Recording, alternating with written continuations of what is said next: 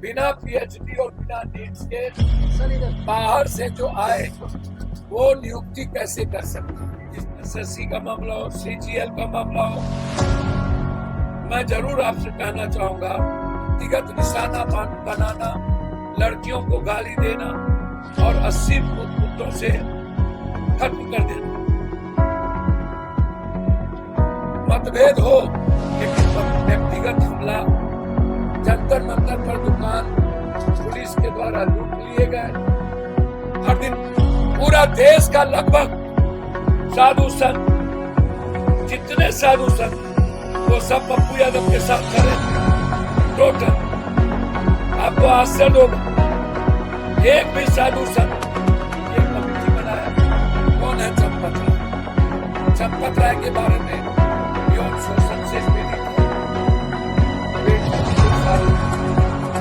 कपड़े खोले, उसको मारा गया, आंदोलन के बाद जिस तरीके से बेटी पर हमला, बेटी पे हमला, गाजियाबाद उसके घर पे हमला, अब इतने बड़े मंदिर चोरी हुई, 3,000 उसके पहले चोरी इनके नाम से चंपत राय के नाम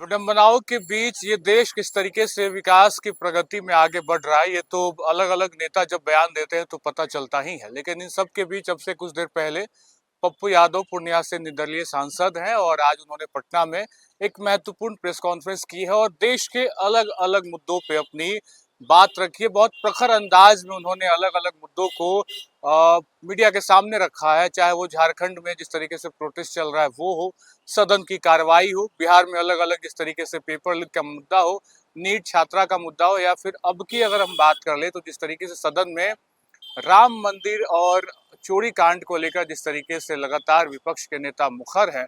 और इन सब के बीच आपको वो तस्वीर याद होगी कि इस तरह से कि पप्पू यादव भी सदन के बाहर एक अलग वेशभूषा लेकर बैठ गए थे और राम मंदिर चोरी कांड का मामला जिस तरीके से पूरे देश में एक अलग मुद्दा बना है, इसमें भी बहुत प्रखर अंदाज में पप्पू यादव ने अपनी बातें रखी है।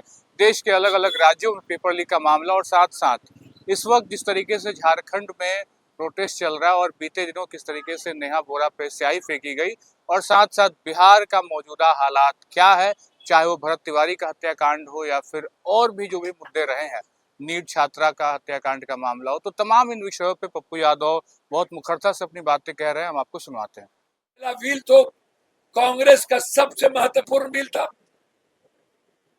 सोनिया गांधी जी ने इस महिला बिल को पास करवाई थी। आप सबको प्रणाम। दो ऐसी परिस्थितियां हैं, दो सवाल है बिहार से और दो सवाल है देश के, जो लगातार सरकार का जो डबल गेम है, डबल रोल है, डबल कैरेक्टर है, सरकार और विपक्ष दोनों का जो डबल कैरेक्टर, डबल रोल है, और अन्य नेताओं का भी जो डबल कैरेक्टर है, वह आम जनता उससे परेशान है। आम जनता की स्थिति बिहार की जितनी बुरी है, मैं समझता हूं कि हिंदुस्तान में कहीं भी इतनी बुरी परिस्थिति नहीं आ रहा। इसीलिए आज मैं आप सबको, कि मैं सही जानकारी आपको दे पाऊं बिहार की, बिहार के बारे में आपका समझना वो बहुत जरूरी है। कैसे दिग्भ्रमित किया जा रहा है, बच्चों की स्थिति को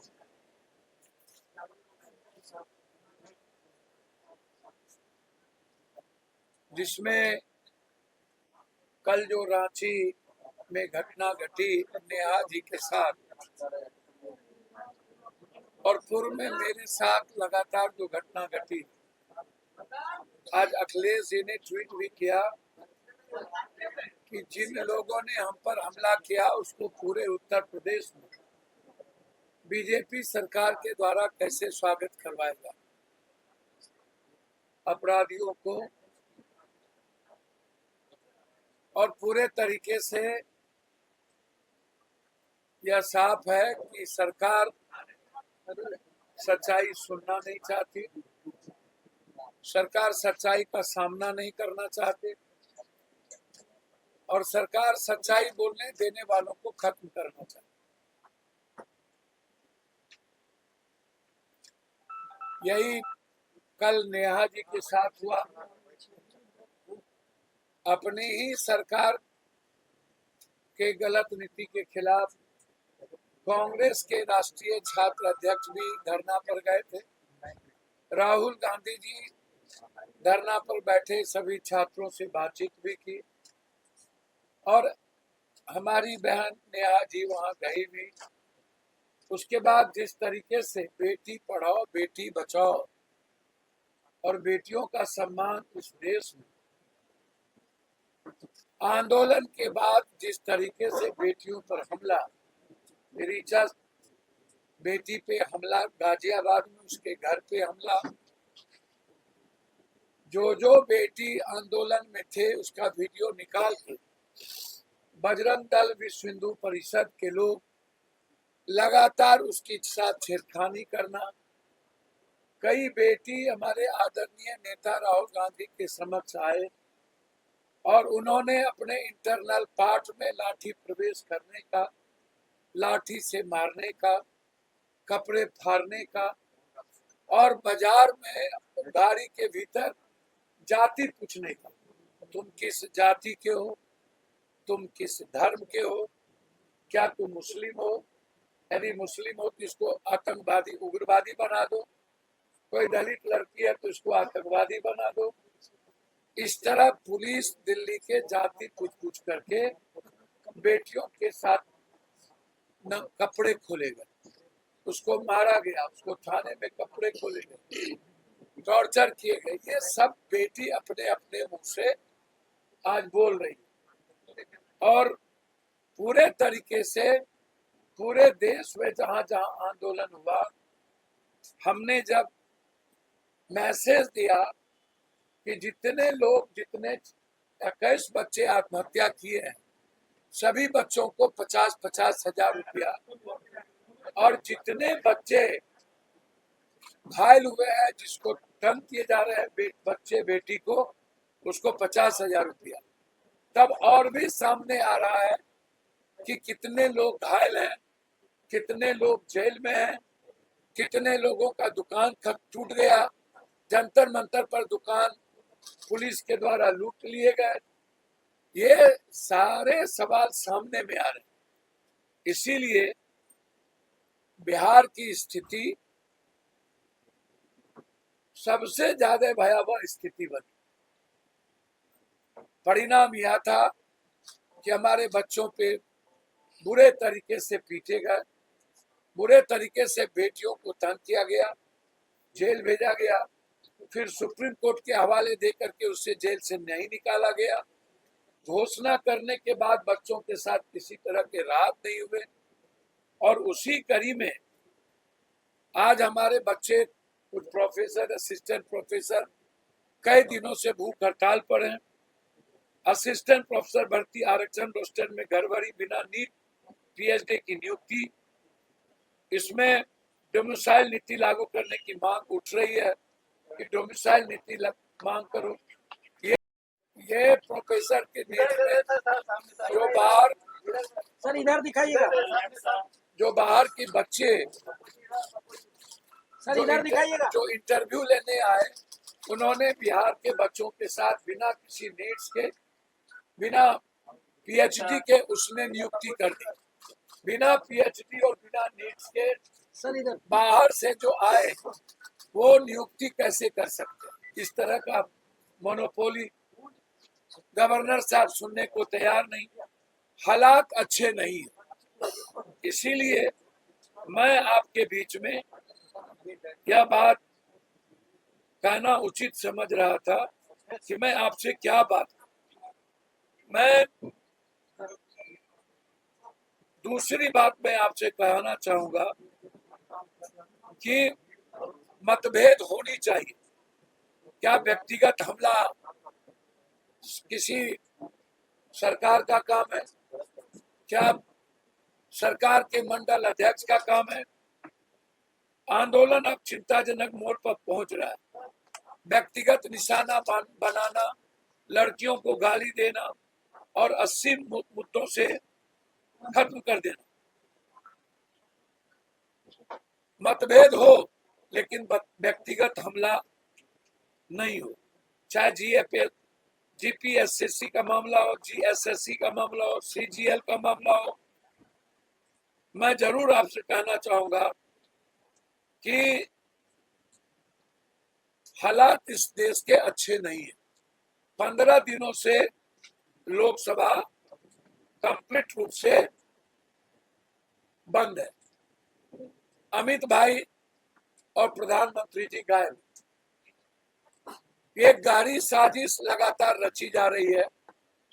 मैं बार बार कह रहा हूं, हमारे नेता बार बार राहुल गांधी जी इस बात को कह रहे हैं कि दिल्ली पुलिस की जिम्मेदारी गृह मंत्री की होती। आप बताइए, आपको बताना चाहिए कि हमारी बच्ची के साथ दरोगा इंटरनल पार्ट में लाठी प्रवेश किया, उसका जवाब कौन देगा? एफआईआर हुआ कि नहीं? डिस्चार्ज हुए कि नहीं? नौकरी गई कि नहीं? जेल गए कि नहीं? आपके पास कोई सवाल। लाठी चली, आपके पास कोई सवाल।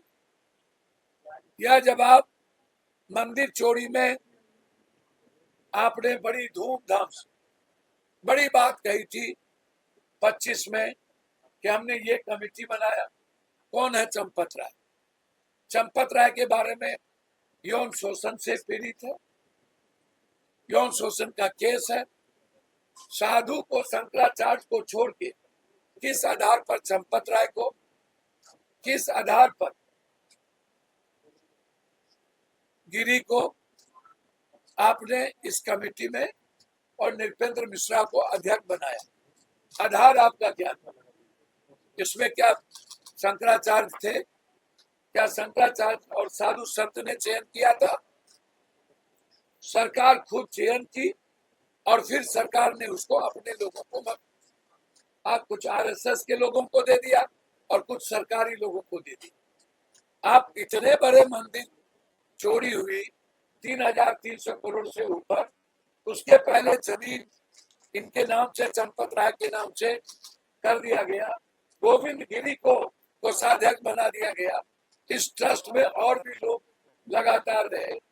आप ना उसको क्लीन चिट आप एसआईटी के द्वारा देने के लिए बनाया और उसको क्लीन चिट दे। आप आके जवाब दीजिए, आप बहस कीजिए मंदिर के मुद्दों पर, सनातन के मुद्दों पर। शंकराचार्य आपसे क्या कह रहे हैं, आप उस पर बोलने को तैयार नहीं है। देश में आप अघोषित,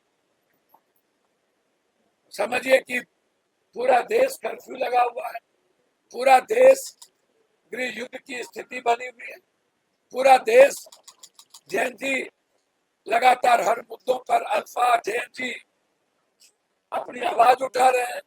आप उस आवाज को दबाने के लिए और विपक्ष के आवाज को दबान आप सदन में बोलने नहीं देते हैं। विपक्ष के राहुल गांधी, अखिलेश यादव जी जब ये सवाल खड़ा करते हैं तो आप सदन में चुपचाप सदन को बंद कर देते। हमारे नेता, विपक्ष के नेता एक ही दो बात आपसे पूछते कि गृह मंत्री जी कहाँ है? गृह मंत्री जी आइए, बात करिए। गृह मंत्री जी मंदिर पर चर्चा करिए। गृह मंत्री जी इस कमेटी में सनातनी कौन कौन लोग हैं? टाइल्स के पैसे कहाँ गायब हुए? चांदी कहाँ गायब हुआ? सोना का रामायण कहाँ गायब हुआ? 3,300 करोड़ रुपया कहाँ गायब हुआ? केदारनाथ, बद्रीनाथ, अन्य मंदिर के पैसे कहाँ गायब हुए? यही तो सवाल है। और ये सवाल या तो होम मिनिस्टर जवाब देंगे, या तो जो उद्घाटन और शिलान्यास कर रहे थे, जो कमेटी बनाए, जिन्होंने आरटीआई से मंदिर को हटा दिया, ऑडिट से हटा दिया, वो जवाब देंगे। दोनों आदमी सदन आने को तैयार नहीं है। नीड्स के मुद्दों पर, पेपर क्वेश्चन रिकॉर्ड के मुद्दों पर तैयार नहीं है। आप सरकार हमारी है झारखंड में, तो बीजेपी को, नेहा जी को क्या ईंट फेंकना चाहिए? क्या हमारे छात्र अध्यक्ष का विरोध करना चाहिए?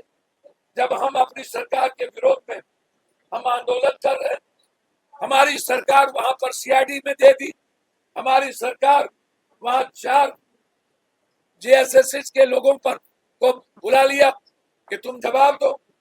हमने कह दिया कि हम वार्ता करेंगे।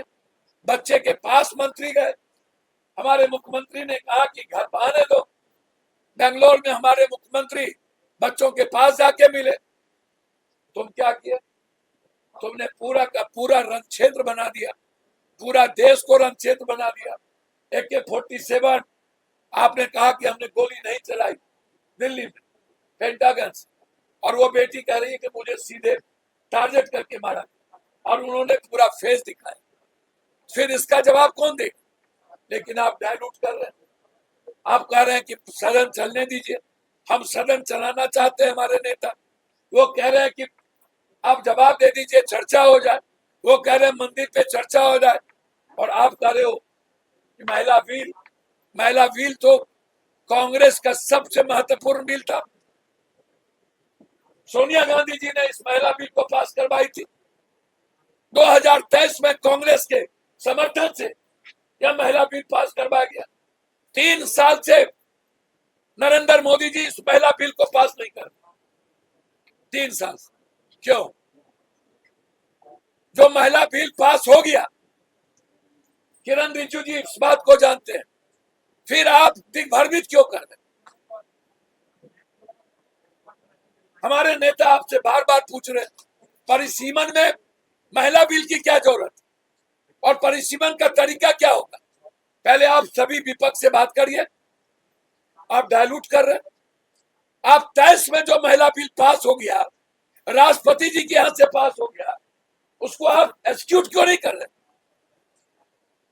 सवाल है मंदिर, सवाल है बच्चे, सवाल है उड़ीसा का पेपर लीक, सवाल है महाराष्ट्र का पेपर लीक, सवाल है उत्तराखंड का पेपर लीक, सवाल है पंजाब का पेपर लीक, सवाल है राजस्थान का पेपर लीक, सवाल है झारखंड का पेपर लीक, और आप उसको डायलूट करते जा रहे। हमारे बच्चे की जिंदगी तबाह कर रहे हैं। पूरा आंदोलन के बाद बजरंग दल और विश्व बंधु परिषद को आप बेटियों को के साथ छेड़खानी करने की आजादी दे दी है, मारने की आजादी दे दी है। लोकतंत्र खत्म हो रहा है, और आप हर दिन पप्पू यादव को मारना चाहते। हर दिन पूरा देश का लगभग साधु संत, जितने साधु संत, वो सब पप्पू यादव के साथ खड़े। टोटल आपको आश्चर्य होगा, एक भी साधु संत आप उठा करके देखेंगे, देखिए ये साधु क्या बोलते, आपको आश्चर्य होगा। आप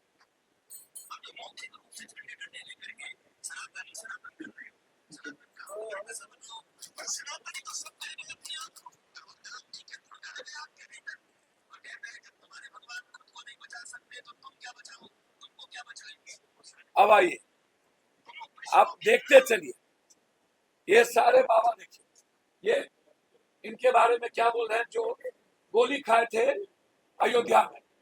देखिए शंकराचार्य जी क्या बोल रहे हैं, हम नहीं बोल रहे हैं, शंकराचार्य जी बोल रहे हैं।